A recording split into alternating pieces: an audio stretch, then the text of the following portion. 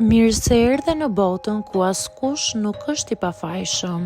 Sekrete shqiptare, vendi ku rrëfimet më të thella, më të ndaluara dhe më të pathëna të shqiptarëve marrin zë.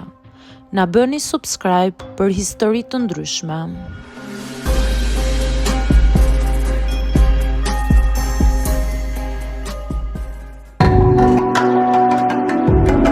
Rrëfimi më i fundit që kam bërritur në redaksin tonë. Nuk e mendoja kurrë se martesa do të më lodhte më shumë se çdo punë që kam bërë ndonjëherë. Jo fizikisht, por mendërisht. Kur u martova, të gjithë më thanë se isha me fat.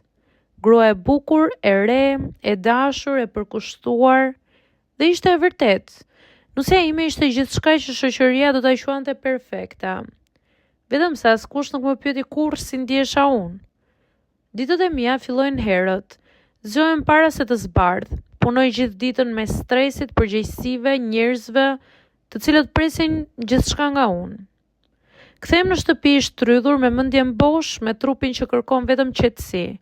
Një dush i ngrohtë, një darkë e thjeshtë dhe heshtje. Por në shtëpi më pret diçka tjetër. Nuk është se nusja ime është e keqe, përkundrazi.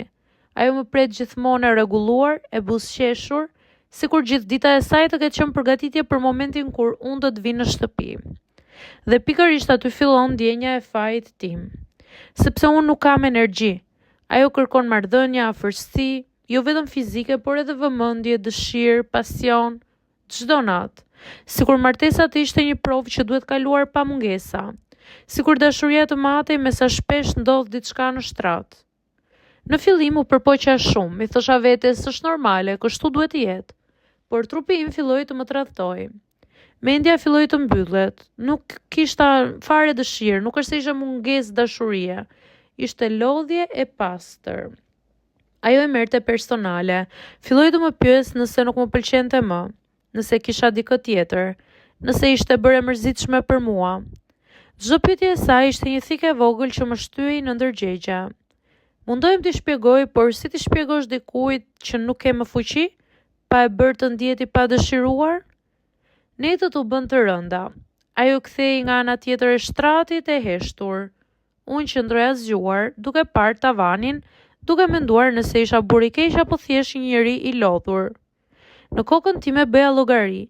Sa urgjum kam fjetur, sa probleme kam zgjidhur, sa herë kam buzëqeshur pa e ndjer.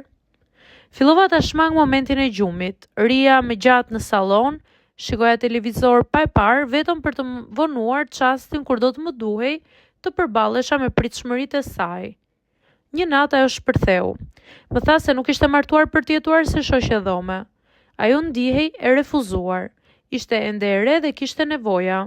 Fjalët e saj nuk ishin të liga, por ishin të rënda, sepse ishin të vërteta në thelb. Unë i thash vetëm një fjali, jam i lodhur, jo nga ti, por nga gjithçka. Ajo qau dhe unë u ndjeva bosh. Që atë natë kuptova diçka që nuk ta mëson askush para martesës. Dashuria nuk mjafton gjithmonë. Nëse dy njerëz nuk janë në të njëjtin ritëm, nëse njëri kërkon çdo natë dëshmi dhe tjetri kërkon pushim. Nuk e di si do përfundoj kjo historia jonë. Ende jemi bashk, ende përpiqemi, por brenda meje ka një frikë të heshtur që një ditë ajo do të lodhe duke kërkuar dhe unë do të lodhem duke u ndjer fajtor. Dhe askush nga jashtë nuk do ta kuptoj kurrë, sepse nga jashtë ne dukemi si çifti perfekt.